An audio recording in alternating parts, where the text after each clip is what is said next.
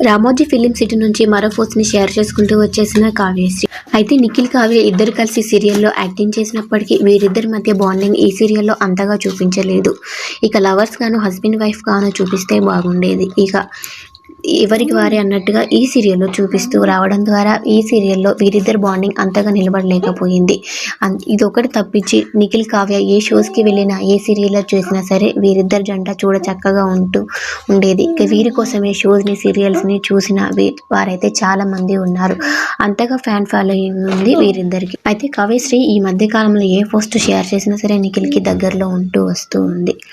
అయితే కావ్యశ్రీ రీసెంట్గా రామోజీ ఫిలిం సిటీలో ఇక తన రూమ్లో ఇక బెడ్ పక్కన ఉన్న సోఫా ముందు ఉన్న టేబుల్ పైన కూర్చొని మిర్రర్ ముందు ఒక ఫోటోని దిగుతూ షేర్ చేయడం జరిగింది. ఇక ఈ ఫోటోలో వచ్చేసి కావ్యశ్రీ చాలా హాట్గా కనిపిస్తుంది. ఇక అంతేకాకుండా కావ్యశ్రీ పక్కనే తన హ్యాండ్ బ్యాగ్ కూడా కనిపిస్తూ ఉంది.